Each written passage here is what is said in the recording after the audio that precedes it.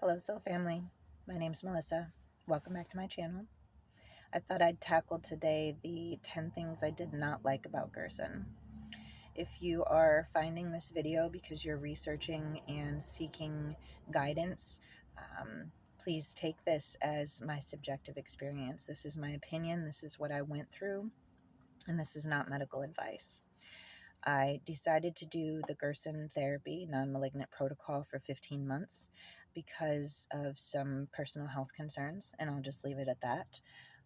I don't want this video flagged as medical misinformation.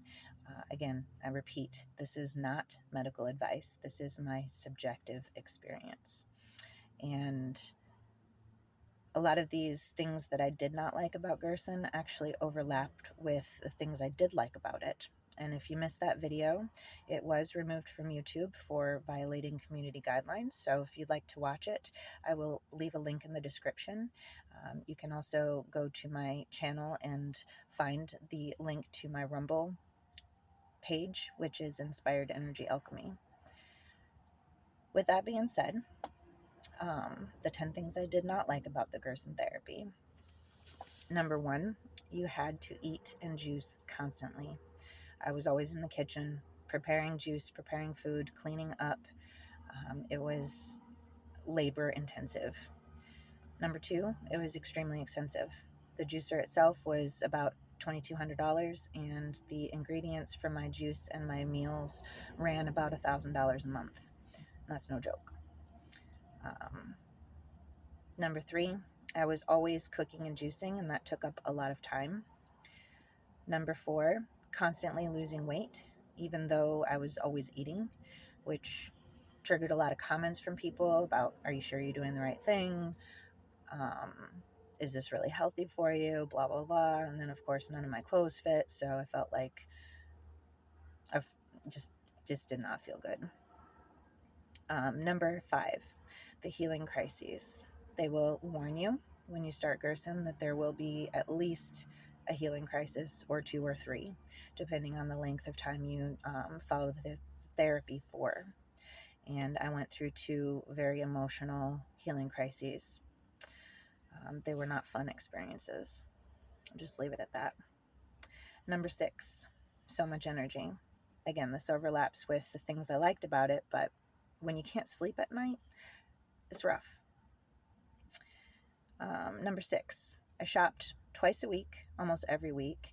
I'd have to go to multiple stores to find the ingredients that I needed, and sometimes I had to backtrack to previous stores that I had stopped at because I couldn't find what I thought I was going to find at the different markets. So that was taxing, time consuming, cost a lot of gas.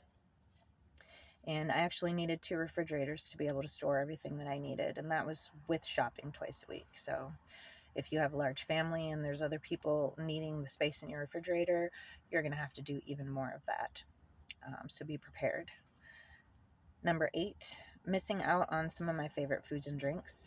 Now, this wasn't super disappointing most of the time, but because I did it for 15 months, I went through 2 holiday seasons, 2 birthdays, where I couldn't share turkey at Thanksgiving with my family. I couldn't eat birthday cake.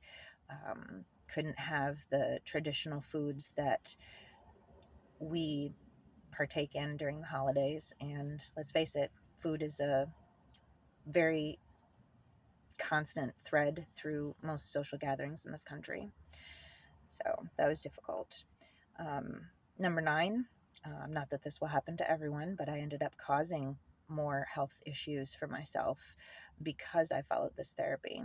First, I developed hemorrhoids, which I'm sure was related to straining and the enemas, trying to make them take less time, and without getting into any gross details, if you've ever had one of those, it's not comfortable. And I also developed an abdominal hernia. I'd had surgery when I was 18, and my surgical incision dehisced on the inside, and parts of my small bowel were sticking out, and I'd have to push them back in.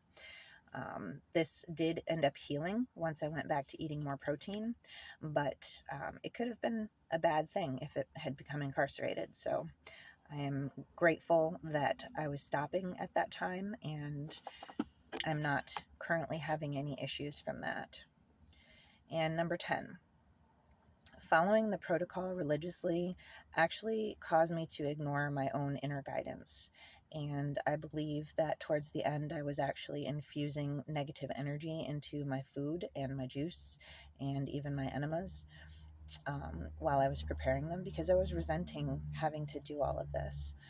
And there is something to be said about the energy of the cook preparing your food. If they are in a bad mood, it's going to put bad energy into the meal. So take that with a grain of salt.